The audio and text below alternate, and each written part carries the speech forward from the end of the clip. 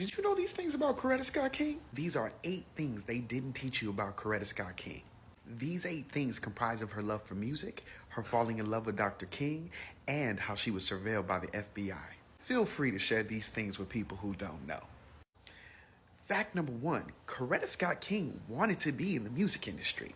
A lot of people don't know that Coretta Scott-King had them pipes, and she, in high school, sung in the chorus, played a trumpet, played the piano, and she ended up graduating valedictorian. She was doing all this before she met Dr. King, and even as his wife, she was featured in Jet magazine singing for her love for civil rights, using her gifts and talents. Fact number 2, Coretta Scott-King was actually a vegan. Yes, Coretta Scott-King did not eat meat, especially in the last 10 years, and she looked at it as an extension of the non-violent philosophy that her husband espoused when he was alive. Crazy, right?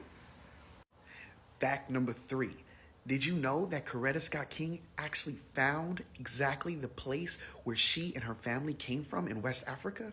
Yes, Coretta Scott-King was a part of the Mendi people of the Sierra Leone in West Africa, all connecting her back to the continent.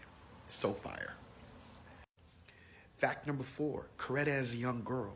Coretta, born in 1927, was born in Alabama, and she was considered to be a tomboy who ultimately learned her elegant ways when she got older. But as a young girl, she actually was responsible through the Great Depression by helping her family pick cotton in Alabama in order for them to financially sustain themselves. Crazy.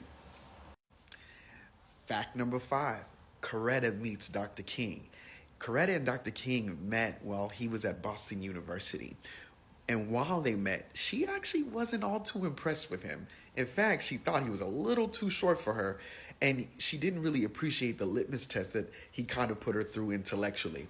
But lo and behold, the couple did find love, and they were able to build a really strong union that ultimately would alter the course of civil rights history, as we all know. So shout out to this beautiful couple and humble beginnings.